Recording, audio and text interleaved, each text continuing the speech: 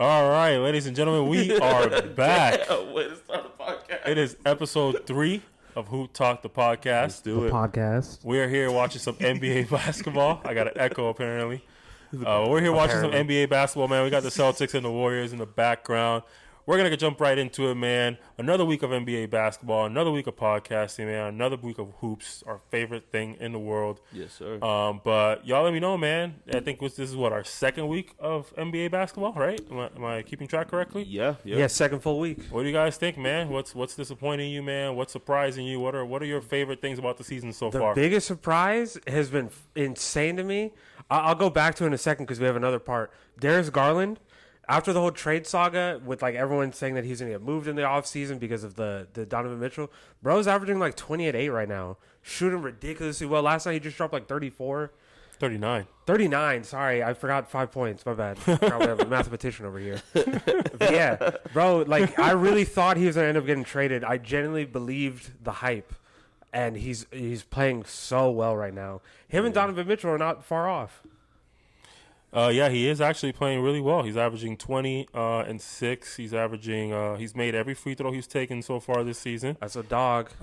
He attempts, 1.8, but still, that's an accomplishment. Hey, your job is only to hit your free throws, and he's hitting all of them. He got fouled way more than that. He doesn't drive a whole lot. 45% from 3 and 52% from the field. So, yeah, he's definitely having himself a great season. Yeah. I think we all knew he had this type of play style in him. The efficiency is more of a, beginning of the season. He's on a high. That will equal itself out. He's always pretty efficient, though. I don't think he's going to average 52% from the field, though. No, but I see him averaging hard. around 39% from 3 and like 48% from the field. Yeah, those are good numbers for him, though. That's amazing. That's your biggest surprise? That's my 100% surprise. Wow. Yeah. I mean, he was an all-star. I feel like, expected for him to play well at the beginning of the season. But after the whole saga, he wasn't an all-star this season. He was an all-star true, 2 seasons ago. he's all-star caliber. But, yeah, I feel you. You going to say something, Orlando? Yeah, I was going to say the Warriors. You guys really let me bully. You guys bullied me out of thinking that they wouldn't be a playoff team. And look at them right now. They look like one of the best teams in NBA. There's nobody that thought they would be. This is shocking. Said, They had the worst start of the season schedule, though. They played the easiest teams. I don't care. You guys bullied me off. You guys bullied me off them being a playoff team. I think they're definitely a 1-8 playoff team now. I don't. I still don't. This is just this is like the honeymoon phase. Like everything's going great, everything looks sweet, but trust me, once the season equals out, everything's gonna go back to normal. I think the best player is playing very well right now. I think Curry's playing pretty decent. And it's not even really Curry, man. It's Buddy freaking Hield. That is my surprise. I was gonna say, Curry's not playing that well. No, he's not. Yeah, Buddy Curry is pretty average. Buddy is snapping, bro. He has been averaging, I think, 19 points. He's only been one game with less than 3 threes. He's like a very rejuvenated player, a very good shooter, and I think Curry does play good with other shooters that space the floor out just like him. So, yeah, Warriors, my surprise team. I don't think anybody really expected much. I know, like Tyler said, they had the easiest schedule. They do. They have the 28th easiest schedule in the NBA. Or the second easiest, sorry. Can't blame scheduling. Yeah, you can't. They're going to win. I can, and I will, and I am. Wow. I'm not going to change my pick on them. But yeah, I'm not going to change my decision. I still believe they're going to be fighting for a play-in spot. I don't think this is sustainable. But they're playing great defense. Last time I checked, they're a top 3 defense in the league. Suffocating. They have a very good assembly of role players. I just think when it's all said and done and everybody starts balancing itself out, they're not going to be able to compete with only one superstar caliber player. Buddy's not going to average 25 for the season. Like, if he does, then shoot, I'm willing to give somebody money. I think at this averaging point. 20 is a good season for Buddy. So if he averages 20, that's good help right there. Yeah, I think he's gonna. I think the Warriors are gonna be a decent enough team to compete for a play-in. That's just what the prediction I had. I think once you're in the play-in, anything is possible. But I think they end up in the play-in. I don't think they end up in the top 6 seeds when the season is all said and done. I don't think that they make it to the play-in, and I'm. It's mainly because I'm predicting injuries because they are relying a lot on their older guys to produce a lot, and I think at this point, what good team isn't? A lot of teams to this level, to the level that Steph and Draymond are required to really show up. But it's not them that's the reason that they're winning. Right they're now, a part of it, but and it's not gonna really. It's a team aspect, the whole thing. I've been watching them this whole season. Do you think the performance outside of Steph and Draymond is something that's sustainable? I think that it really depends on really Andrew Wiggins. Now that I'm looking at it and I get to see it a little bit more, I think it depends on Andrew Wiggins and if he can be their ball stopper, their best defender. Because that's all they need. They just need another guy who can guard the swing man. So, I don't know. It just depends on a good season from Andrew All Wiggins. they need? Do you think that's all they I'm need? saying for right now, for what they're showing, man, they're one of the best defensive teams in the NBA. Nah, But do you think their offensive production is sustainable? Yeah, hell yeah. You They think have one of the Buddy best. Hill? Do you think Pods? You think that these guys? Yeah. Okay. Pod's a third-year player. This is the year he's Second year. second year? Second year. Even better. He's the second year on the program that he's been in for the last 2 years. He's playing good. He's a great defender. No, that's not how that works. He's a second year player for a program he's been in for 1 year. What are you talking about? This is his second year in the Right, program. so he This hasn't is been his here for a season. second year, 2 years. What This is is the year beginning two? of his It's second his year. second year. This is It's the beginning of the year. second year. So he's been in the program for now 2 years. For 1 What? year. He's only Second been here year's for not a over year yet. of basketball. Bro. Okay. It's been a couple Semantics. weeks. At this point, we're like, what are we arguing at this point? I'm just saying, I think they're going to have a great season, and they're showing that they are. They've been guarding the best teams. I mean, right now they're guarding the Celtics very well, and they're playing great defense. So They I are don't know. though. I will say I don't know. they're suffocating. I don't think good defensively. defense has to do with anything about playing good or bad teams. You don't get up for the bad teams. So I mean, they're playing good defense. I think that's what carries them. Really, I don't think it's their offense. I think we're looking at two different things on that, and I really do think it's their defense. Yeah, I think they're playing great defense, but yeah, I don't think it's sustainable at all. I think this is just beginning of the season. Every year, it's always going to happen. Players are going to start really hot. Players are going to start really slow. Next thing you know, they're averaging 30, or opposite way around. They're averaging 30. Next thing you know, they finish the season averaging 19. Like it's just how it goes. Remember the Heat back in like 2016? They went. Yeah. Players just go to the hot streak. Yeah, y'all remember the Jazz 2 years ago? Like, come on, everybody really was sitting here talking about the Jazz like they was. Oh my gosh, they're so surprising. Next thing you know, they missed the I playoffs. never thought that. Like, but the world did. Yeah, There was I even a never point of thought view that. where I most thought that they were people- going yeah, to. exactly. If marketing is your number one option, I am not. Yeah, most You're not going people, that far for me. most people did though, but that's what my point. Yeah, Like it's yeah. not sustainable. Like they don't have the personnel to do this What? on a long range. What's gonna save them is if Curry picks it up. If Curry picks it up, then we can have a different discussion. But with Curry playing like this, it's not a sustainable way of winning games in the long run. 7 games is just not enough. For The me. second best point guard in the league, second best, Yes. has to perform a little better, right? Because we believe he's the second Are we gonna best. do this every episode? Like, what Yes. the I do still think Curry Yes. is probably. He's still a great player, bro. But Yeah, he I don't is. know. I don't know what to Steph Curry say. will never be a I bad just think player. it's I impressive don't- that they're playing this good with Curry playing so bad. Like I just. Yeah, it isn't. It is impressive. My only point is it's not sustainable. That's all it is. That sustainability is what matters in the game. Can you do this for 82 games? That's what matters the most. And I don't think they can. But I'd say my most surprising thing, because I haven't gone yet. Yeah. My most surprising thing, I was actually going to be the Warriors. I did not expect them to be able to play this well this early on. I really did expect them to just be trash from beginning to end. Win like a 50% of their games, lose 50% of their games. That's how I envisioned them.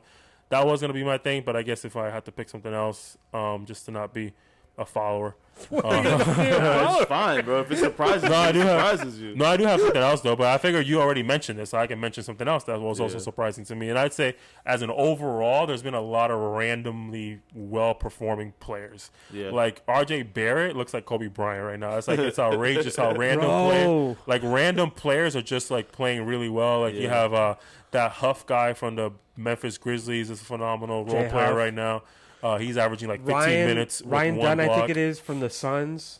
Yeah, Ryan Dunn from the Suns is top 5 in the rookie rankings right now. One of the best It's a- defenders I've seen. Less than 10 games of a sample size, but I'm just saying, like, all of these teams are surprising. The Wizards rookie came out of nowhere. He was never talked about. Next thing you know, Carrington. he's second place for rookie of the year. And the list can go on. There's so many players. The beginning of the season, Peyton Pritchard already had a 28-point game. Yeah, it's like crazy. It's really just like shocking how many random ass players are playing well or having big games. So it's pretty dope to see that. Again, unsustainable. I don't think these guys are going to be putting up these numbers when the season's all said and done. But I think that's my most surprising is how many players are just randomly playing well. Do you have any surprising teams? Yeah. My most surprising It team. doesn't have to be good. It could be bad. It would have been the Warriors. If we're talking about bad, Good or bad? Just surprising in general. Because yeah, I'll tell I you got a right now, bad take too. Yeah. my surprising team has been the Cavs and the Nets. I'm not the Nets surprised. is for me too. I think the Nets have been balling, bro. I'm not surprised with the Cavs because, like, again, it's a small sample size. It is perfectly realistic. But I don't think they've lost yet, have they? Yeah, that's my point. But it's perfectly realistic that a team can start a season 8-0 when you're a good team. You know what I mean? Like they're a good team at the end of the day. Like they've never been a trash team since Mitchell has been there. So like starting 8-0 to me just isn't surprising. It just doesn't surprise me. It's like An that's 8-win possible. streak for any team is always surprising. No, I don't think it's surprising for a team that can play because 8 is 8. You know what I mean? Like you won They've 8 been games in a together for row. 2 years. Yeah, like it's believable that you can start a season playing great. Yeah. Now if we're talking about they start the season 18-2, 25-5. Now we're talking about more like okay, now that's more sustainability there. Now you're showing me consistency in your wins. Yeah. So I would say the most surprising is the Bucks for me. Yeah, that's weird. I understand that we haven't had. I understand that we haven't had the most high expectations for the Bucks, and we joke about Doc Rivers, and then they signed Darvin Ham. We have all these jokes, but like Trash. they were never supposed to start 1-6. I don't Ever. think anybody predicted that. At least I don't a think 500 record. At the very least, that's the Or worst. close to it. That's the worst bad Yeah. start I could predict. It. They are literally the 15th team in the East right now. Yeah, They have a worse record than the Pistons. I understand it for Philly because Philly's missing for the most part 2 of their big guys. They just got Paul George last game. That makes sense for them not to win many games. You're only missing Chris Middleton from that team. There are no other injuries. I mean, he's a big component to what they do on defense. Huge. He's their primary. Yeah, but But they've had one of the worst starts of the season, and they have an easy schedule at the beginning. Yeah, that's why I can't really argue it. Even though like Dame had a good game without Greek, which is another thing that needs to be highlighted. I feel like now that we're seeing Greek Freak, he really does need to play with a lot of like top tier role players. He can't play with another guy. Right now, it's not translating, and what we got last year isn't translating to me either.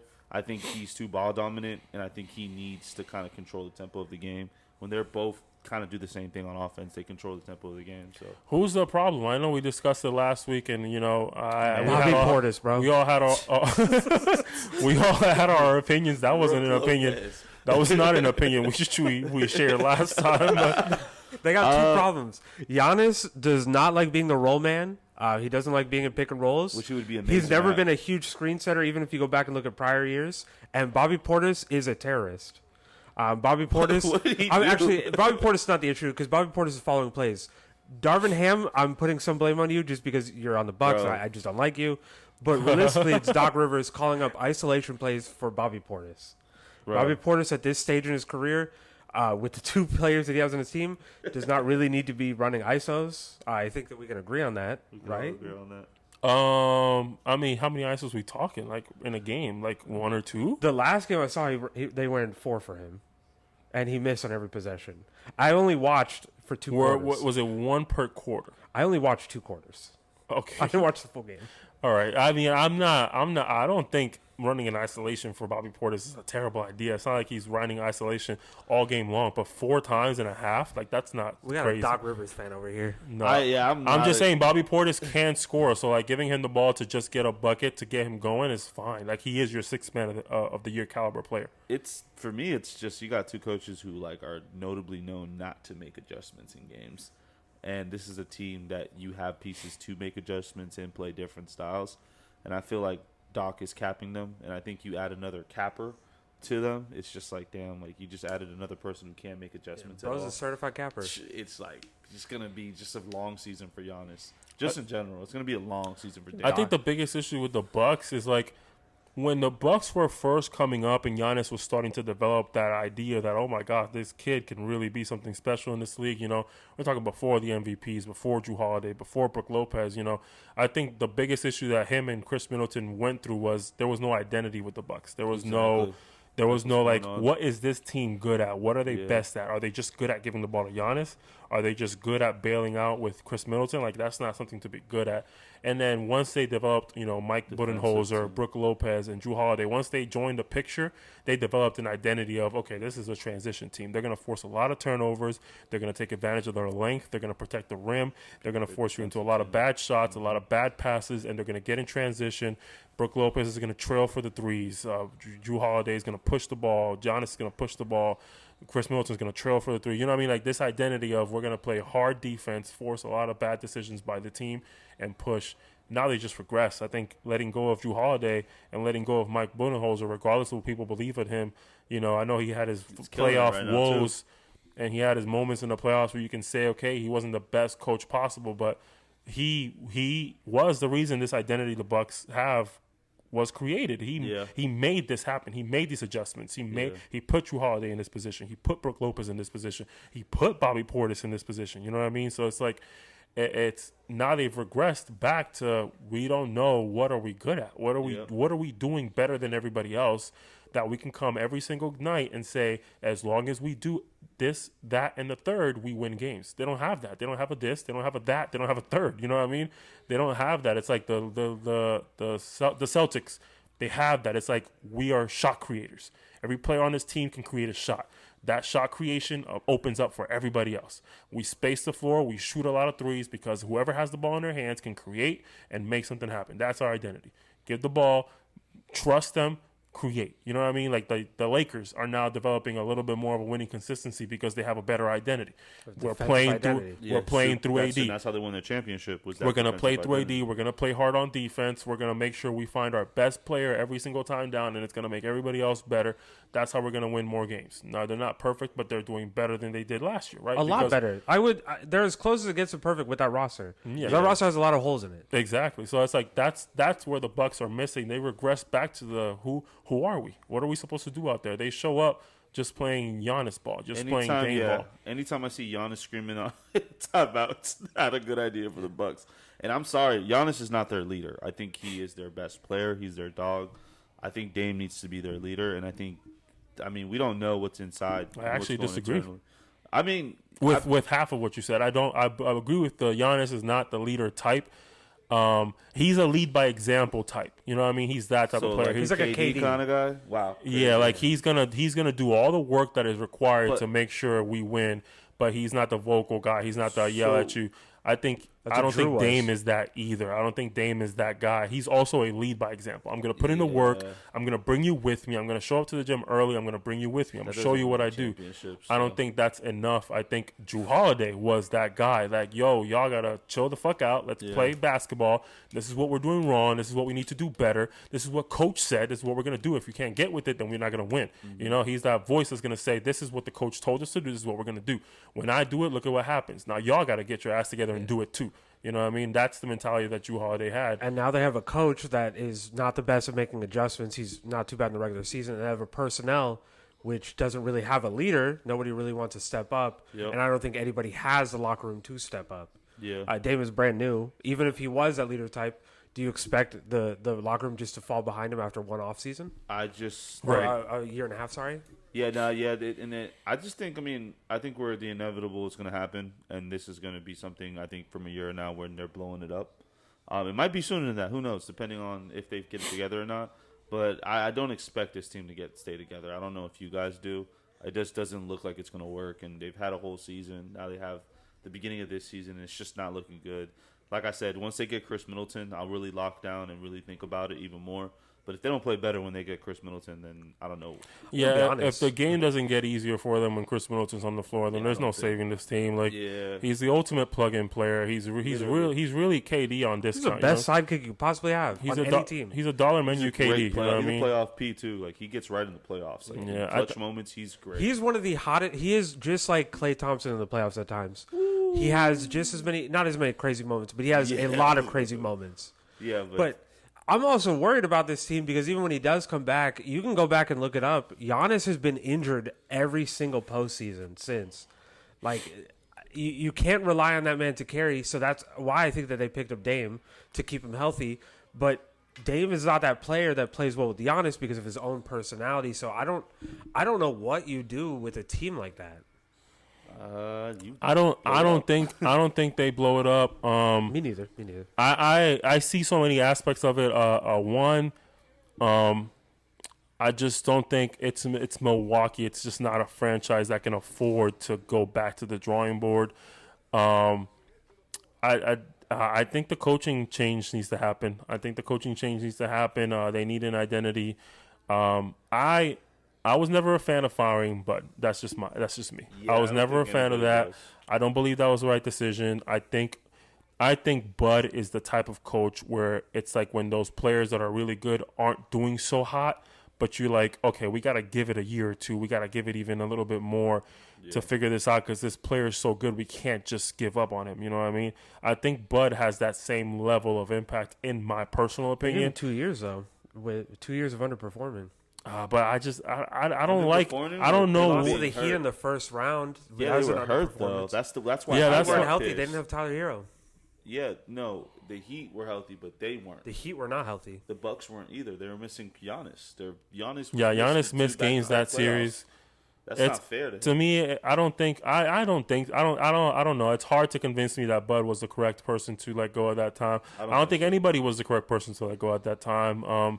I think with a little bit of patience, this team had the tools and the ability to win another championship. There's nothing. Sometimes you just run it back. Yeah, like it's like you don't gotta win every year. Yeah, you know what I mean? Drew Like getting traded was you crazy. can win a year and lose, a year or two later and get it back going. You know what I mean? Like it doesn't have to work that way. You can run it back. You can try again. It's. I don't think Bud was the right person to let go. I don't think at that time I understand why going for Dame makes sense. So I'm not going to be that guy with the hindsight Yeah, bias. I could say I was wrong. Yeah, I was wrong. Essentially, yeah, I agree. I was wrong. I think the It wasn't the right organization move. needs to say that too, though. And I just think that, like I said, like when it comes to what you're saying, Nas, because I agree with you on that end. I don't think it's like a total like blow up. But I mean, if we're going half the year and we got this going on, what do you guys think? Trade deadline happens. Are you trying to re-up your team? The easiest solution here, I think, is to figure out a different coach. You guys were winning with a notoriously bad coach for the locker room, from what people have said, and Adrian Griffin. Like everyone in the locker room, or the media suggests that Adrian Griffin lost the locker room, but they were 30-11, bro. They were balling. Like, and just they had an identity. try a different coach. Try somebody identity. other than Doc. Yeah. Doc has underperformed in every single season besides 2008. You go back to the Magic in 2004, underperforms with T-Mac. You go to any team after that, the Clippers, you go to the Philly, you go anywhere else, this dude has never performed well other than one team that he won a championship with. And that Celtics team is arguably one of the best starting fives to ever touch the floor. It's a great starting five, bro. It had Yeah. MVP candidates, it had Defensive Player of the Year candidates. It had everything. It had a rising point guard, Rondo. There's not You were coaching probably a involved. Magic fan in 2004, in some place or somewhat. Were you watching them? 2004? Yeah. 2004? They okay. were not good. In Wow. Go, 2004? go back and look at the performance of that team with T-Mac. A legendary performance from T-Mac this year. Doc has just consistently been a bad... But I mean, Was they're in a position, Doc in the Magic that long? Doc was actually the reason that Tim Duncan did not go to the Magic. He was Yeah, but that was back in like 2000, 2001. 2004. 2004. Nah, that wasn't 2004. It was. It was. Because they were trying to get him and Shaq to play together, and then Shaq left LA. I might have it might be 2003, but it's one of those 2 years. I mix up 2003, 2004, and then 2004 season. Like, to harp on it, I mean, this organization itself, like, I'm gonna look it up. the Yeah, go on. organization itself, they're in a damn if I do, damn if I don't position. Like, you fired a coach midseason around the same time of the year, a little bit later on in the year, obviously, but you fire a coach. Now you're thinking about firing another coach. To me, it just shows incompetence, like, as an organization. And I think they just kind of were on this high to keep Giannis, and they did everything to keep Giannis. And really, what they did was shoot themselves in the foot, because now you're keeping Giannis at what cost? Like, Yeah, the Orlando Magic almost had Grant Hill, Tracy McGrady, and Tim Duncan in 2000, July 11th. Tim Duncan announced that he will re-sign with the San Antonio Spurs. I'll take that. But Doc Rivers, I'm almost That certain. was Doc Rivers. That's why I was asking, was was still Doc coach. Rivers there so long? Because you said 2004. I don't think he was there like that long. 5 or 6 He years, won right? Coach of the Year in 2000 with the Magic. yeah. So then And I'm Doc right. Rivers was the reason why Tim Duncan did not go. So wait, I'm confused. So he was the coach? Yeah, he was. Okay. But you said 2004. That's what confused me because I don't think he was there that long. I'm almost certain he was. But you guys continue while I look this up. Yeah, Nah, but I that mean- part doesn't matter. Tim Duncan Yeah. was supposed to go there in 2000. But yeah, I don't. I think the what do you want to call it? Doc Rivers. The hype. I don't even think there is any hype. I don't even know what I'm saying. There's no hype. no hype. The misconception. That's what it is. The misconception that Doc Rivers is supposed to be an elite coach that's supposed to change a team's culture or change a team's what's the word? Turnovers. Trajectory. I don't think that's a thing. I don't think it never has been a thing. I get it and I understand, but like y'all gotta let it go, bro. That was 2008. You know what I mean? Yeah. And that was what is that, man? 16 years ago. I mean, those Come Clippers on, teams bro. were competitive too. We can't take that away. Those Clippers teams. Yeah, But every that's team. it. They were just competitive. Yeah, that's cool. But like, I think sometimes, I mean, Mike, what's his name? Mike D'Antoni, the king of having good teams and never winning it, but always having somewhere to coach. I mean, there's a lot of coaches. but Mike D'Antoni makes a significant difference to every team's offense, which is what they're course. looking He for. has a system. Doc Rivers hasn't made a significant difference to a team because when you all. substitute him for Ty Lue, the team is either better or similar in production wise. You know what I mean? There's still a good defensive team like they were with Doc Rivers. There's still a great offensive team like they were with Doc Bro, Rivers. the Rockets were one game away from beating the KD Warriors. Yeah, so D'Antoni, yes, he fits the same realm of what's the word I just used? winning for no reason. Misconception. Like Yeah. he fits the same boat, but I understand the idea of bringing D'Antoni, knowing that he will instantly make your offense better. And when you're looking for an offensively driven system, I understand going for him. There's nothing that like this entices team right me. now, I think. Yeah, What there's nothing coach? that entices me to get Doc Rivers. Yeah, what coach could coach? I mean, I don't know if you guys do your knowledge of coaching or anything like that. What kind of style would help them? What style would open up the Bucks? Because like right now, my favorite team to watch offensively is the Grizzlies. Everybody touches the paint every possession. There's a flash. I think a there's cut. transition, a coach that excels in transition movements and defense, Defensively? primarily creating offense off of defense, I think would excel. Just like what Bud did already.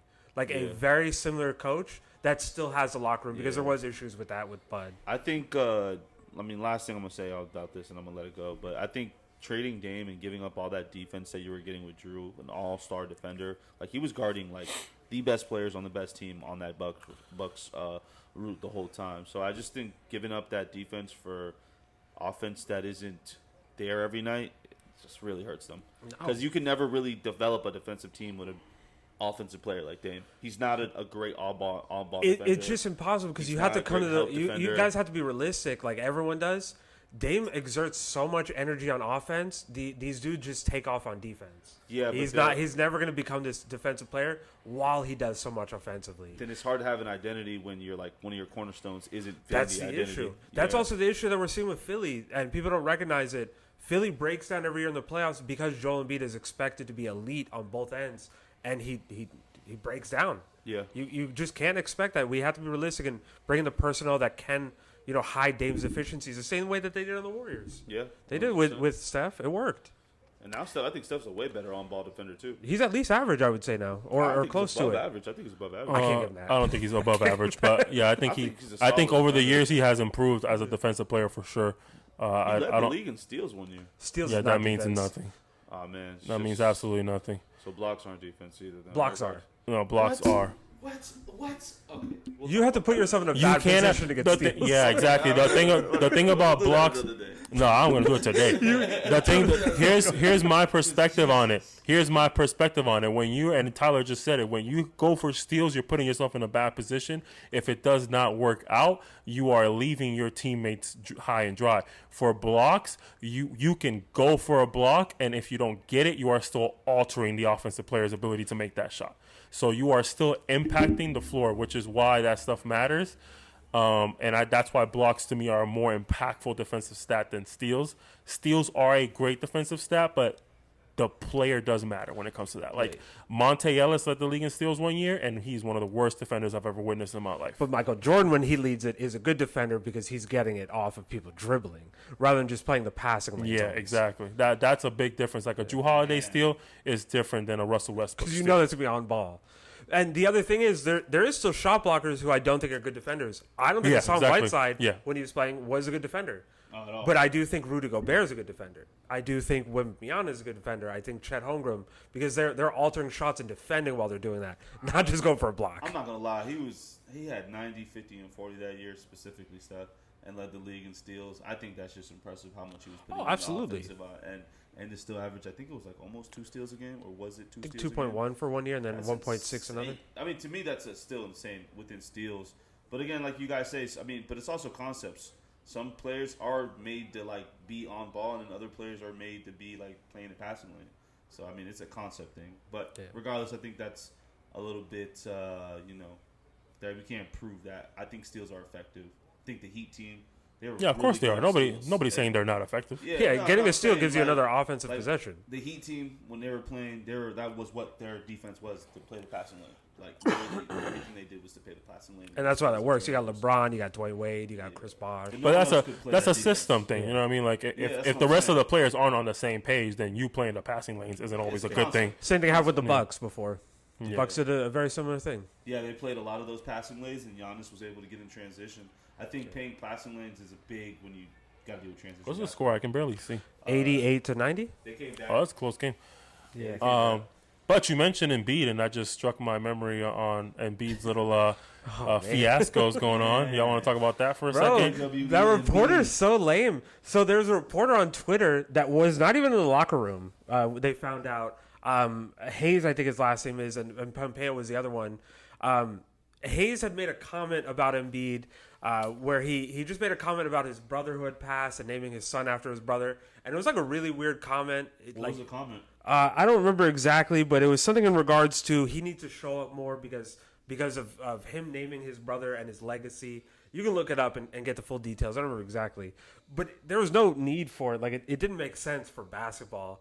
So Embiid sees him in the locker room, and he says if he ever makes a comment about his brother, or his deceased brother, or his son again, who shares the same name as his brother, he's going to show him what will happen, and he'll have to see the consequences from the league. He didn't care. He said, "I don't care. I'll But deal with anything." after that, that's coming to me." he pushed him, a push. It was reported that he punched him for some reason when nobody corroborated that story, even the person that was pushed. So it was just this weird saga where everyone was thinking that Embiid, just attacked this reporter for no reason, and then you find out more and more. It's because media is very dangerous at times, as we know in the basketball realm. Media Super is dramatic. very dangerous. Everything But needs a storyline. now he's suspended for 3 games, which Embiid? is good for him because he has not played this season. So now it's just 3 extra days of rest without any sort of That's investigation. insane. Oh no, it's healthy. So he first has to pass his the time the doctor said he has to be out, and then it starts counting. There was reports that said that they just had to activate him, not any reports from the doctor. Yeah, but they would have to actually Like do a physical. they would have to do it within. They're gonna lie and get away with it, but So wait. yeah. My thing with Embiid is you were so healthy during the USA team. What's going on right now? I don't think that he disagree. was healthy. I disagree, yeah. A lot of people think that he was. Embiid did not play well in the. Yeah. He the showed up Olympics. those last couple of games though. And He that's played it. Pretty decent. Yeah, but a last couple two. injections can do that easily. You know what I mean? Like it's Some cortisol in your leg and you feel So nothing. what do you think? Like, do they know what's going on with him? Because I don't want to talk about his injury when I don't know, and I don't want to sit here and say. I think his oh, body's failing him. I really do think it is. I think he's older than what he says he is. I know that's a little What the- superstitious, What? but that's been something that's been All on right, the internet well. forever. No, I'm just being honest. I'll be the wrench. Let me wrench real quick. maybe he's just ugly. Like No. There's a common report. Maybe he has ADHD. Don Maker lied about I've his age. never You guys heard- know that, Thon right? Maker? No. There was reports that he did. He did not lie about his He age. lied about his Ursan age. Ilyasova, Thon Maker. There's nothing that proves that they lied. No, now we're just going to conspiracy Buddy Hield theories. is the only person that's age was wrong, and that's because nobody asked him what his age was, which is weird. How old is Buddy? They said so at the time when he got drafted, he was 24, and they reported him as being 23. God. Oh, Yeah. I mean that's a good thing. It's not a bad thing. But I think Embiid might be a little older than what he's. I'm just kidding, but I think his body is. How failing much him. older are we thinking? I'm thinking like 5 years older than what he really is. I don't Jesus think. Christ! Yeah, but before we go even too far, what do you guys think about the suspension itself? Like, is I think- reasonable, unreasonable? I think he Pushing got away with a pushing a reporter, I think you had to get Yeah, suspended. he got away with it.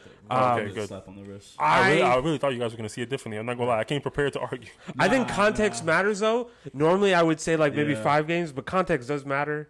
I Human think. being, Oh, no, I being a disagree. being, having emotions. I think all that comes into play. And on top of that, he's also mad at the city because the way they're taking him not playing. Yeah, the reporters are on him. Yeah, they're like really Rightfully like, so. dissing him and putting him down. So I don't know. I just feel like everybody cracks, man. Especially if your brother recently died and stuff like that. Everybody cracks. Yeah. No, I don't think context matters at all. If somebody says something to you and you want to push them for it, that's just not. enough, you're gonna have to get suspended for that. Like that's a fine, whatever it has to be. Yeah, I don't think there's any context that really matters in that situation. Oh my god, Jeez, that was a poster. So I mean, golly. context. Someone does something is very important. I mean, context in the sense of the length of the suspension, not whether or not. I think no matter what, you should get suspended for that. Oh No, yeah. He's not running away. I don't think he should not get suspended. I think he's definitely going to get suspended for anything. I just don't think he should be beheaded yet for it. Yeah, and I don't think he should be like destroyed for pushing that reporter who's talking shit about his brother. Yeah, I agree with that. Yeah. But suspension all the way. You deserve it. You shouldn't have put the end on it. But knowing you're going to get suspended, I think he could have done more. He said, "I'm going to suffer the consequences. I don't care." Yeah, I think it's good to understand why he did it. Doesn't mean you have to agree with what he chose to do, but at least understand, this is why he chose to do that. Do I recommend others react in that matter? No, I don't think you should allow a person's words to impact you. And despite how Embiid feels, I do have to be that guy because I'm always going to be that guy. I do not think it was enough to want to be physical with somebody.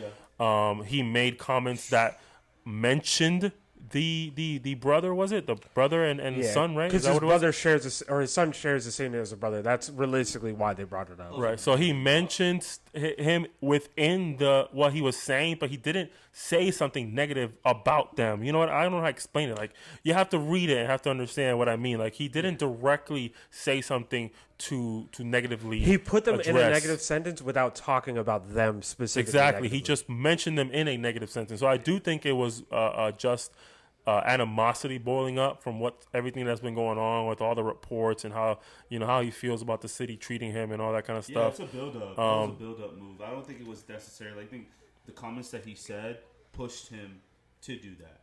Yeah, I think he's a happy-go-lucky guy. I think we can all agree that's his personality. Like, he's there to have fun. So, I don't know. My bad, Nas. I didn't mean to interrupt you. No, I agree. Yeah, I think it was just build-up. I don't think it was exactly what you call it said, but I guess that's enough of that. Aside from Embiid, we also got Gobert as well. Gobert had himself a little bit of an incident since we're in the realm. Did you ever watch the video where it shows when Russell Westbrook's coming up? Yes. How his face changes? Since we're He looked terrified. Like he saw a junkyard dog or something, bro. yeah, since we're in the realm of physical action being taken, Chris Braun posterized Gobert, which, by the way, he is no stranger to catching Gobert slipping. He has done this in the past. I did not know that. Yeah, he's dunked on Chris Gobert. Paul goes up against a lot of people. So far, dunk of the year to me. No, he's done. Oh no! Did you see John Collins? Yeah, John bro, Collins murdered. I've John Collins murdered a human being. Every single season, John Collins either gets murdered or murdered someone. Yeah, for sure. Last year. Yeah, last year, unfortunately, he was on the other No, side. I'm sorry. Unalive, YouTube. Unalived. He unalived a human being on the I'm basketball talking murder. court. Oh God, No, we're gonna get us canceled. Talking death. But oh God. All right, moving on. But yeah, John Collins definitely has a dunk of the year so far. I think Paolo had one as well. But yeah, Chris Braun had a tough one for sure. He posterized Gobert. Gobert did not take a liking to his celebration. He was a little close to Gobert in the instance that he was celebrating. He probably should have waited for Gobert to move out of the way before celebrating. I think Gobert knew what the hell was going on, but my bad. What are you talking about? No, Chris Braun. Gobert looked pissed that he got dunked on. It wasn't about Braun celebrating. I disagree. Gobert is probably the center that gets dunked on the most, and I respect him for it because he's just cool with getting dunked on because he's going to contest. Yeah, he's going to contest every time. But no, he's not an ego guy to me. Christian Braun was definitely in his grill celebrating. Yeah, that was. Then Christian Braun even said it. He said it in an interview. He said he regrets doing that. He killed the team's momentum. They lost that game. They lost that game. Damn. He killed the team's momentum. They were coming back. They had the opportunity to win that It's game. because he fired up Westbrook, and Westbrook decided to play hero ball as always. Yeah, exactly. He we gotta talk about it eventually, but yeah. he killed the momentum, and he agrees with it. He even said it himself. So I understand. Again, I don't condone violence, but Gobert was upset. He gave Braun a little shove, and Westbrook did not like it. That's unintended. He was trying to Draymond him. Yeah, Gobert did not like it, and you guys can look it up. Westbrook came to Christian Braun's aid, and Gobert all of a sudden was not as upset anymore. he was very. He decided Human being. he decided he was done. You guys remember Tyler Hansbrough? Oh, and yeah. Turn around. Ron Artest? That gave me Tyler Hansbrough vibes. I'll never forget the story where Kenyon Martin and him were in the playoffs, and Kenny Martin was making fun of his voice and all year. He says that Kenny Martin goes, "Not today, Kenyon." That joke has to be dying. I would love to hear like him mic up. He was wild. Tyler Hansbrough was wild. Yeah, Tyler Hansbrough was the reason John Wall didn't go to UNC or not UNC. Yeah. UNC, right? Yeah, UNC. Yeah, because he went to Kentucky instead. Yeah, Shout out Kentucky. I don't know if y'all heard that story. Tyler Hansbrough went to Duke, right? No. Where'd he go? UNC. We just went through that. Yeah. Oh yeah, he had brothers that went there too. Yeah. That had a moment. Yeah. Tyler Hansbrough. I forgot the other one's name, but yeah, I think they're. I are they respect twins? Gobert though. No, yeah, I respect Gobert. I mean, I like the fact that he stood up for himself. I think he should have stood on business when Westbrook came. I saw a debate today at Gil's Arena. That shit was funny as hell. They was talking about how he had the boxing lessons in the summer. They're saying Gilbert had a funny ass joke. He was saying how Gobert only practiced the first half of the altercation. He never practiced somebody else coming in. So he was. He only practiced going up against one dude. And then he said Gobert forgot there was black people on the court. He thought it was only Christian Braun. I'm not gonna lie though, Russell Westbrook, like he is their heart right now. Now y'all remember when LeBron and Isaiah Stewart, Bro, with the blood on his eye? y'all saw Westbrook squaring up. Y'all saw Westbrook. Westbrook be trying to fight everybody. Nah, he was ready. Y'all remember another one? I'm gonna keep Jordan going. Clarkson? No, which one was it? Where Westbrook? It was KD and somebody got into it. Westbrook was on in a suit. He was out for the game. And he was lurking on the side, like. Is that the one where he hit the hot dog? He had the glasses on. He had the glasses. Yeah, he was waiting for something to pop off. He was just. He was like this. He was just. I forgot who it was. It was KD and somebody else was having an altercation, and he was basically on the side, just waiting for something to pop off. Just waiting for something to happen. He's not sneaking. After the KD days. This was during KD. This was, I believe, he must have been hurt. because I think he was on KD's team, if I'm not mistaken, or. I don't remember. I have to look it up. But yeah, I started remembering all these flashbacks of Westbrook just being crazy. Some of the best basketball highlights. Westbrook be on go, man. Westbrook be on ready to go. One of my favorite moments, and this is the last thing I'll say. This is the last thing I'll say for I you. want to talk about that after this. One of my favorite moments, it did involve Westbrook. One of my favorite moments was, I think, the year. Melo was only there 1 year, right? Yeah. So the year Melo was there, Westbrook was there too. They had THP, Talon Horton Tucker, THT, yeah. Wait, what? Isn't it Talon Horton Tucker? He's on OKC? No, the Lakers. Oh, yeah. They were all there on the Lakers, and there was I forget who the player was. It was the big man for the Spurs a few years back. The white guy. No, this was not that far back. It was Eubanks. They had Eubanks, so it was THT had gone into the paint. He had a tough and one. And Eubanks, like he didn't like it. He did something or whatever the case is. And Tyler Horton Tucker put the hand in his face, like because he finished with the N1, and he just put the hand in his face to make him mad and walked away. And Eubanks pushed him, man. And I'm telling you, when I talk about a gang moment in the NBA, bro, that was a gang moment. When THT put his hand in his face and Eubanks pushed him, bro, the whole gang rolled up. I'm talking about AD pushed him first, then Melo comes rolling up, then Westbrook comes rolling up, bro. That was one of my favorite moments as a Lakers fan, just watching them having that little gang moment, like, yeah, you better get the hell off my rookie, like, what the hell? Like, they all pulled up on him, he just started walking away. Eubanks just started walking away. This is way too many black people for me to try. Do you remember that one year with the Lakers when Rondo spit on Chris Paul's face? God. Bro, he traded in the offseason to spit like a snake. Bro, what? See what bro, Brandon Ingram freaking just popped out of nowhere and punched him. Like, what the hell? Funniest shit ever was when Steve Kerr and Chris Paul was on the Rockets. And Steve Kerr smiled and waved, and Chris Paul smiled and waved, and he was like... He dropped the smile when he walked away. Another one was when Russell Westbrook was like, they were throwing... That was when he was on the Laker, and LeBron was just watching Russell, and I guess he threw it to someone out of bounds, and then they threw it back to Russell, and then he threw it back to them. LeBron was like, what the fuck?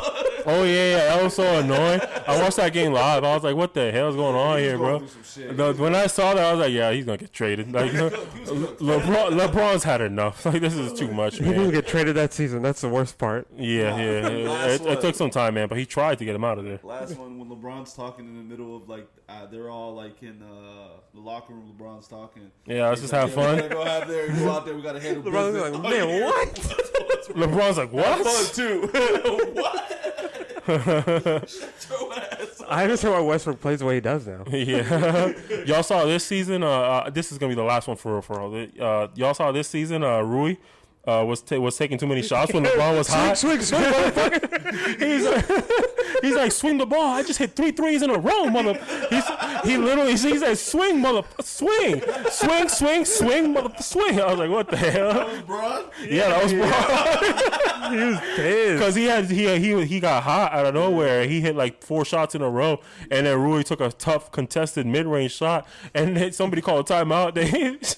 LeBron looked him dead in the eye and said, "Yo, swing that ball, bro. Like, I'm hot. What are you doing?" Hold on. It was the year they played Golden State in the playoff, and LeBron was running, and I think they sweep the Warriors, but it was like going into halftime, and he's like, "KCP, you gotta fucking run, KCP." Oh yeah. You ain't doing shit. What are you doing?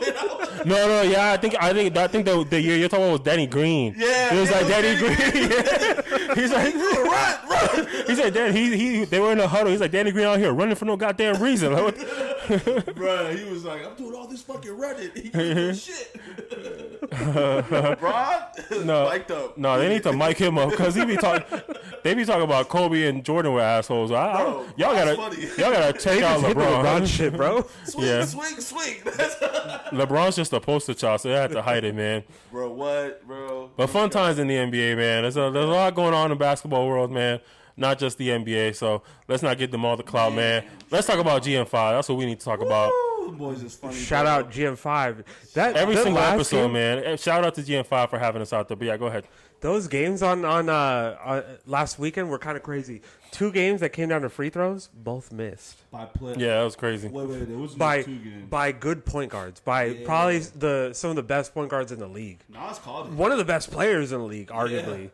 Nas called it too. Nas, this might be the theme today. Point guards missing free throws. Yeah, bro. Every point guard in every game makes clutch free throws. That's tough. They don't be practicing their free throws for real. Well, I mean, that rim is disgusting. Man, I've been watching them boys for years. They be missing free throws every day. This ain't nothing new, man. Now these are great players, bro. Like I ain't saying nothing against their, who they are as players, bro. But at the end of the day, I've been watching y'all for a while now. Now Melo don't be missing free throws like that, so I'll give him the benefit of the doubt. But I be seeing point guards all the time miss their free throws, man.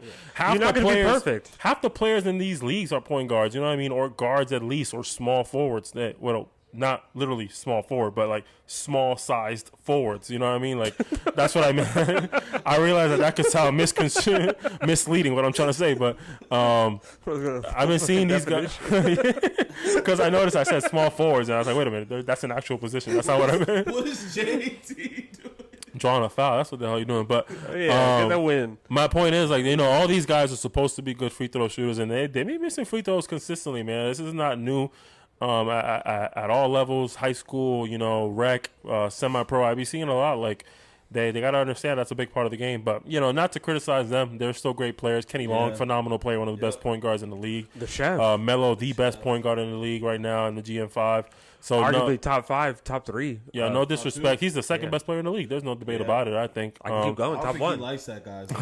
He does not like that. I saw him in that chat yesterday. I was in the POC. Numbers don't lie, man. Dom is cooking out there. So I'm just saying. But either way, a lot happened in GM5, man. What was your favorite moment in GM5? Same way y'all talk about your favorite moments in NBA last week. What's our favorite moment for GM5 Week 8? My favorite moment was that wasn't game. A joke. Why are you laughing? Because I'm thinking about when what's his name fell on the floor hard as fuck. Who? Yeah, bro, Day-Day? Bro, I thought Day-Day, like, oh, yeah. Yeah, man. I was so, like, worried for a second, bro. Why was that the best moment?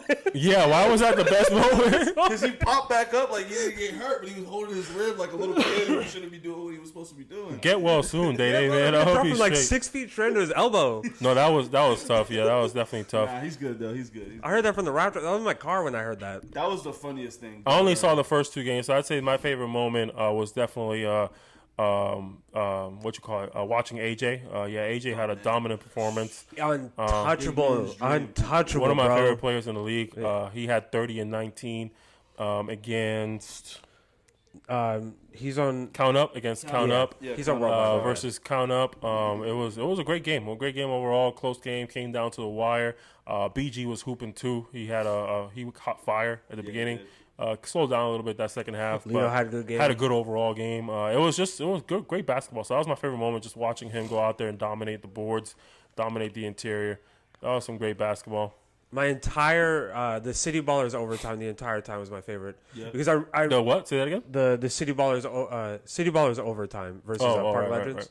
right. I enjoyed it the most. It was really kind of like depressing at times seeing City Ballers almost kind of get handed the win because of the reffing situation at the end. And no knock on the refs, like you can't make every call, but like giving them a free throw with 4 seconds left was wild, insane. bro. It was less than that. It was like 1 point something. Yeah, like you just gotta let that game go to overtime. I think because of that, because of Kenny missing those 2 free throws, I think that's what demoralized the team. Yeah, I think that's what led to them losing. I think anytime you have a chance to win by free throws and you don't make them, it's hard to like mentally like take that in as a like, okay, we got next shot, because literally you had 2 shots. But that overtime was fun as hell, though. It was competitive. Yeah. I think they're gonna come back. I think Kenny's gonna come back this week. He's gonna show us why he's one of the best point guards in the league. So I can't wait to. Oh, sorry, you haven't given your moment yet. Go ahead. My actual I was blessed to see. Oh, I thought you were serious about Day Day. Nah. Yeah, me too. Not serious. That shit was just funny. Like, damn. Shit. And I got to see the last game, and man, Dom really did look like one of the best players in the league, or if not the best player. And I think my favorite moment there was watching Game Time win, and also seeing Melo kind of take that up. I know that sounds weird, but we were talking about it on the POC, and we were saying like he's gonna come back stronger. He's gonna have a really good game. He's gonna have one of those Melo games that I have a pleasure to watch just yet. But I think I'm gonna get a really good Melo game next game. So when he can play, obviously. But yeah, for sure. Yeah, I can't wait to see courtside seats tomorrow for sure. I want to hear what they got to say, man. Yeah. I think definitely Park Legends got a steal out of that. I think City Ballers, that was their game to lose, and they did that. They lost the game. But I can't wait to see what courtside seats has to say tomorrow because I really do feel like City Ballers is supposed to be a lot better than this. I haven't really seen them consistently playing with their full squad. They're on a losing streak. They have a lot of players that overall are just talented basketball players that can get the job done. You know, when it comes to John Kerry, Kenny Long, Phil, Trapp, all these players. You know, they're good players in this local basketball scene. Well respected for their game. So it's very surprising to me that they just haven't been able to get the job done, not even once. In the last, I don't even know how many games. I think they're on a 6-game losing streak. It's a bad losing streak. I haven't been to GM5 in a while, so I don't even know when was the last time he played. 2 weeks. I don't know how many games he's played. I don't know at all. But regardless, it's just I do think they're supposed to be a sleeper, and it's just not looking like that. It's looking like they're not going to make the playoffs. But that could change. I don't know if you guys have more to say about that. But that could definitely change because it looks like only one team is potentially going to miss out on the playoffs because there's some trouble in paradise over there at UGK. You gonna do that? You gonna do it? Yeah, I'm gonna do it. Listen, Santos Alicea, man, that is my boy. That's my dog. You know, he shows a lot of love.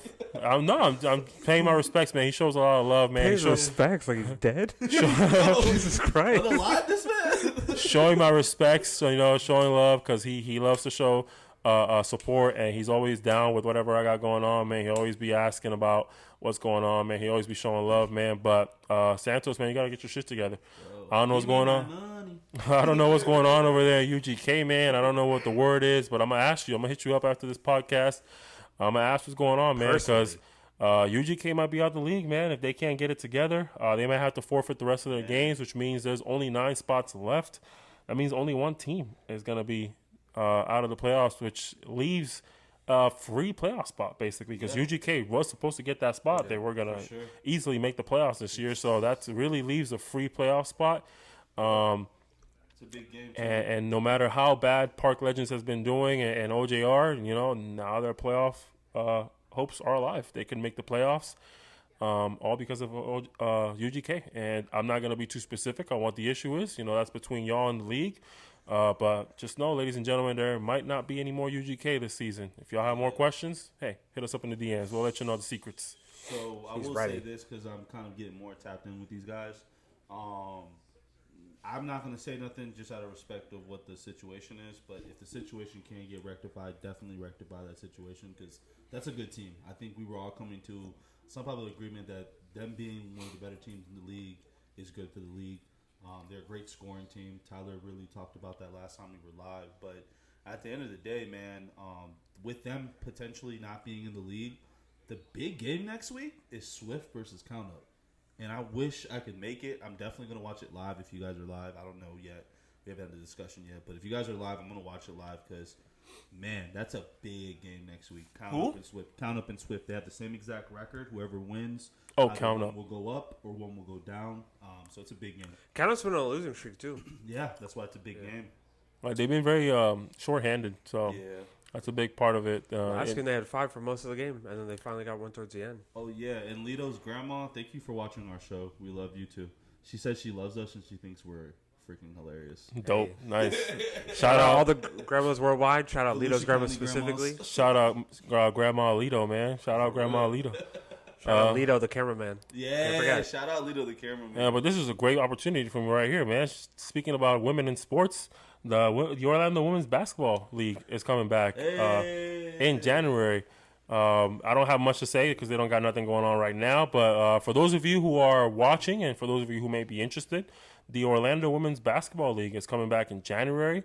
Their what do you want to call it? Their signups is open right now.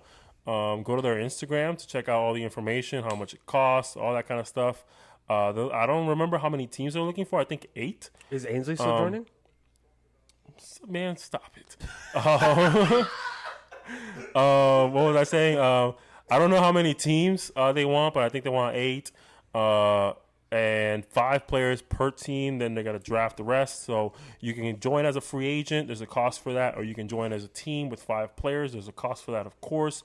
And just so you know, you are required to purchase one of their jerseys from their partner, from their uniform manufacturing partner. So those are going to be the majority of the cost there. I don't believe there's anything else.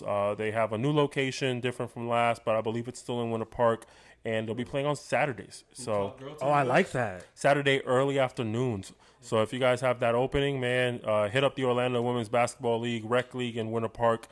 Every Saturday, they're starting up in January. Signups are open right now. Go to their Instagram to check out their the costs and all that kind of stuff. And DM them if you have any questions. It's a competitive league, though. This is not the FBA. This is a competitive league. So that's what you have to keep in mind. That's crazy.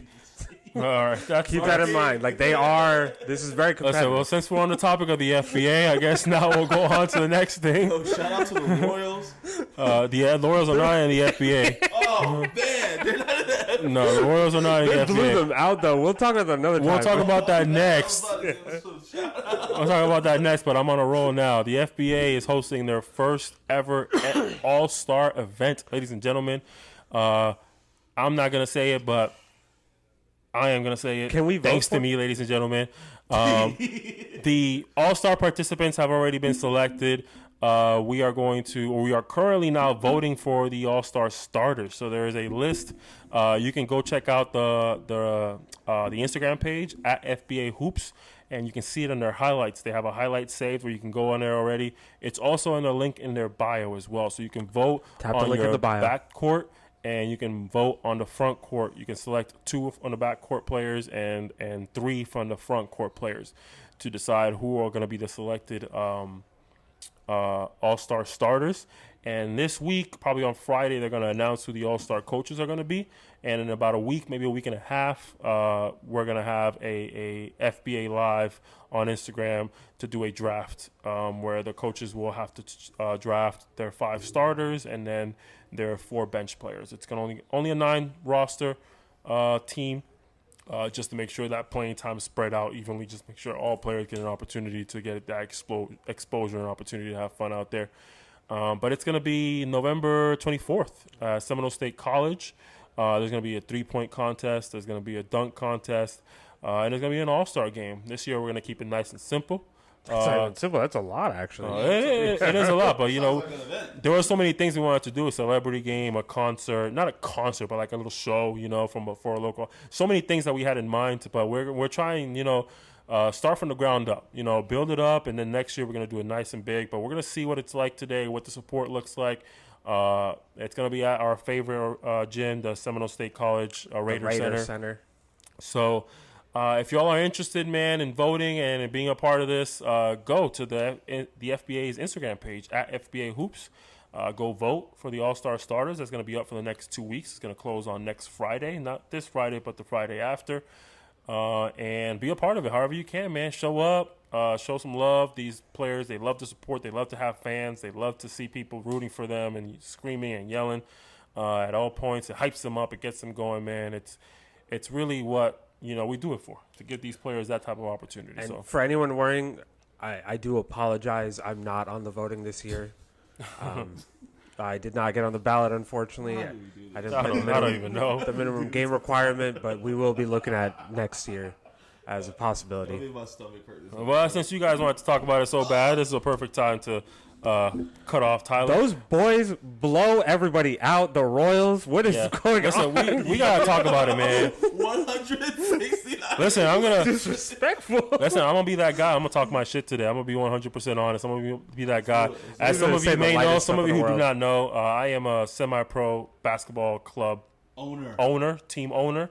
For the Volusia County Serpents. We've been in the FBA for 2 years. We went into the finals in 2023, lost in the first round of the playoffs 2024. Looking to win a championship in 2025, right? So that's just so you guys understand who I am in the semi-professional world. Let me talk my shit about the ABA, though, because the ABA hit me up. I hit them up first, so I'm not going to put any lies out there. I hit them up first as a peak of interest. I wanted to see, what are they all about? What do they offer? How do things operate over there? Blah, blah, blah. And of course, as any smart businessman, they're going to sell you the product like it's the greatest thing in the world, right? So I was like, yeah, cool. This sounds dope. I got an FBA contract to live out. Once that's over, I'll reconsider my options. The FBA has been good to me, and I can see myself being there for a very long time. But you never know what's going to happen. You never know if another league may be in our future, or if we can do both. They play at different times of the year. One plays in the summer, one plays in the winter. So anything is completely possible. So that's why I hit them up, and they hit me back up, gave me all the information, blah, blah, blah. Now, here we are, fast forward, FBA season started.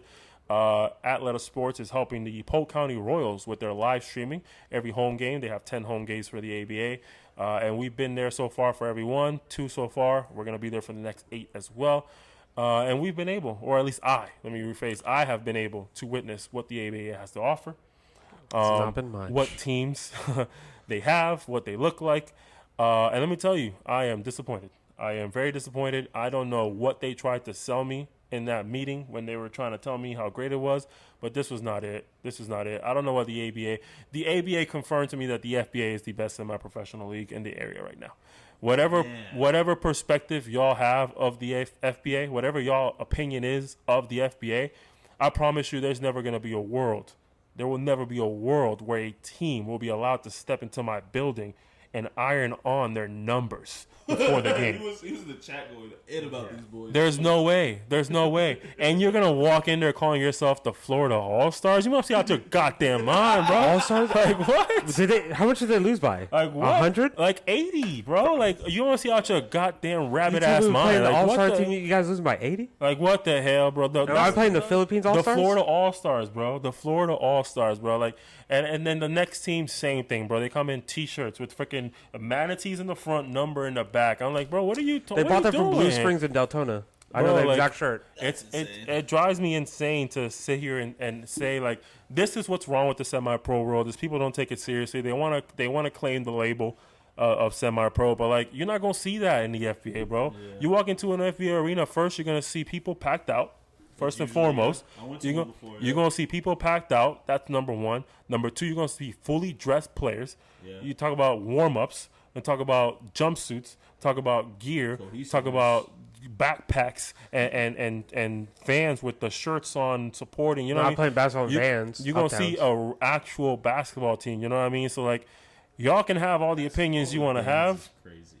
Man, they used to play with Converse, so shit, anything's possible. But, any opinions that y'all want to have about the FBA, man, anything that y'all want to say about the FBA because of what you may have heard, I haven't seen a league that does it better. I haven't seen a league that does it better. Anything you guys want to say, put it to rest. No, exactly. Please. So that's my shit rant for the day. ABA, you got to do better, man. But shout out to the Polk County Royals. They're dominating. They're 2-1 right now. Are the Lambs? They The play- Lambs are in a different league, right? Lambs are also in the ABA. I believe they are also 2-1. They play the Royals this Saturday, and then they play my hometown team, the Brevard Aces, a brand new team in the semi-pro world, led by JT. I forget his last name, but shout out JT, man. Another guy who shows love, always sees me and daps me up. He don't know me personally, but he recognizes me, and I love people like that. You know, they recognize you, so they always dap you up to show love. GM5, yeah. Players are good. Players in GM5 are good for that too. But they play the Brevard Aces. The Lambs do this weekend on Sunday, and then they play the Royals on Saturday. So I want to go to both. I invited y'all to go to the Sunday game. If y'all want to go to the Saturday game, I you're got invited. church. Okay, all right. But yeah, that's my rant for the ABA. Did y'all have any opinions on the Royals and their performance? What do you guys think? It's crazy seeing the Royals come for the FBA because the Royals and the FBA weren't a bad team. I'm not going to say that. But, like, the Serpents were beating them consistently when I saw you guys play them. Consistently. So, like, knowing that the Serpents going to this league would be even crazier. I wish the Royals would come back.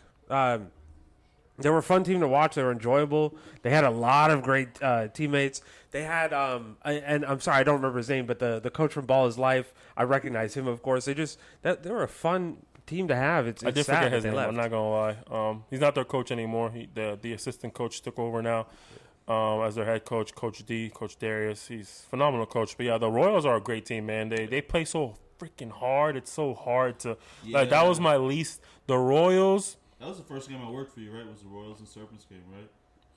Yes. Yeah, The Royals were always the toughest team to play because they play so freaking hard. You just never know what's going to happen. You just never know what rabbit they're going to put out of the hat. too, bro. And Oh they're yeah, the gone, Lambs too. were a whole different beast. Like that was just basketball being played at, Yeah, they were at the highest level. That was just The Royals were straight though, man. They had like that one guard who was like real skinny, but he Moody? was like really swift. Yeah, you remember?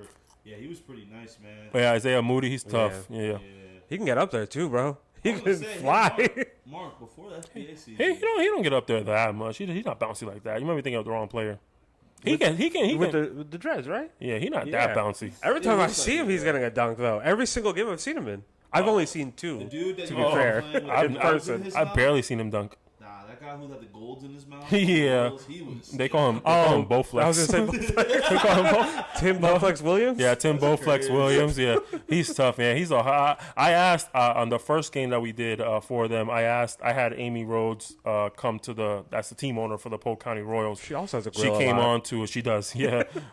Real too. Yeah, she's a Southern baby, but Whoa. she came on to the table with me and put on the mic. And I asked her who does she think is the heart and soul. You know, she gave me the professional answer. Everybody, blah blah blah, this, everybody that. But in my opinion, Tim Bowflex Williams is the heart and soul of that team. He embodies what Royals basketball is all about. He's not the best player on the team, but he is Royals basketball. He just plays so hard, Effort, grit. takes so Plays much out of pride. position. Yeah, he plays so much. He takes so much pride on defense. He's a high flyer. He's just intense, explosive. Just always looking for the highlight. Always looking to talk shit. Always looking to get into people's heads. He's a Draymond-like player. He reminds me a lot of I don't even know because he's more of a offensive tool for them, I guess you could say. But I don't want to get into too much. But yeah, Tim Bowflex Williams, man, he's fun to watch.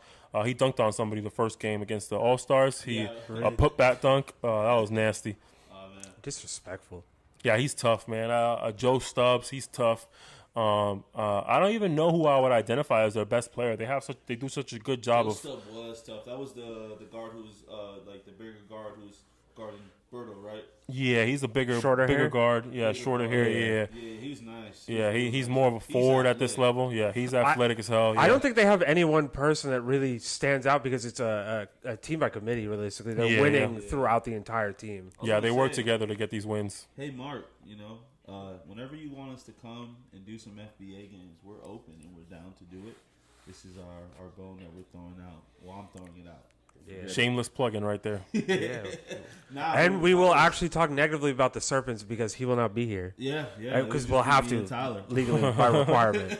Though I love the Serpents. Shout out Deltona. Yeah, shout out to The last thing I'll say about the Royals, though, last player that surprised me in the last game was Steve Stacko or Stako. I apologize if I'm pronouncing it wrong. Has to be one of those two, though. I think it's Steve Stacko, but he started this game. The last game I did, it was Alex Torre who started. This game, it was Steve. Let me tell you, Steve, if we're talking about all-around, that man is an all-around player. He did everything. He did everything they could possibly fathom. Everything they needed of him, defensively, blocking shots, getting rebounds, scoring, offensive rebounds, defensive rebounds, steals, every little thing the team possibly could have needed for them to win. He was out there just doing it every second, every time, diving, lunging himself for every loose ball. It's just a phenomenal player. Great forward to have, man. If teams out there are listening to this, looking for talent, man, the Royals have a lot of it. The Royals have a lot of it. Y'all looking for talent somewhere overseas in another state, where Canadian leagues. I don't care where it is. If y'all looking for talent, go to Polk County. You're gonna find a lot of it. For sure. Is that Jeff Van Gundy? I forgot he was on their bench. No, that's James Harden. No. They're both the same. But all right. But that's it with that. Last thing I guess we wanted to talk about, or at least that I wanted to talk about, was 2K. We can run through that pretty quickly. Not a lot to discuss there. But me and Tyler just finished our second episode of our Expansion to Champion series, where we have an expansion team, each of us, and we're competing to see who can lead them to a championship first. Realistic trades, realistic free agent signings, all that kind of stuff. Not doing anything too excessive. Like, you'll see when you watch it, we've turned down some trades that would obviously help out the team, like first-round picks for Tim Hardaway Jr. and stuff like that. Yeah, but it was unrealistic, so we decided not to go that route. But if y'all haven't tuned in yet, make sure y'all tune into episode 1. It's already out by the time y'all see this. And this episode for the podcast coming out on Thursday. So by Friday, you'll see episode 2 of our 2K series. Yeah. And you'll actually see some 2K Pro-Am Proven Grounds content with me and Pluto. Yeah. I've been killing it in the rec. Unfortunately, I have to blame Pluto for my woes whenever I'm playing with him. And then when I'm playing with him, I'm dropping 18, 17 with an AV2 overall. So I don't know. We just That's because I'm the point guard, though. We'll play your position when I get out there. I got KD on the court, man. / Giannis building. Honestly, I don't know. Shout out Mel. Mel played with us. We should shout Mel out and people that Dane. did play. Mel and Dane. And we got Mel's content for both of them. interested in joining the actual league already, and he's got a couple people that I talked to at GM5 as well, who's actually interested as well. And pretty soon, I mean, they've already. I'm at work all day, and these guys just don't have jobs. So they were texting today, making up rules for the Pro-Am League, and it seems pretty exciting what they're coming. Well, wait. We can't say too much about that. Not too much. I'm just saying rules have been made. We could talk about the tournament first briefly because that's not even released yet. Yeah. But there's no league. No league, I guess. My bad, guys. I take it back. Retract my statement. Or redact. We have no league. Shout out Dak Prescott. Yeah, we're gonna get into that, man. Like we told y'all every single time we've been out here, man. We got some 2K content coming out. If you guys are watching this, make sure y'all drop your PSN or your Xbox username tag, whatever they call it for Xbox.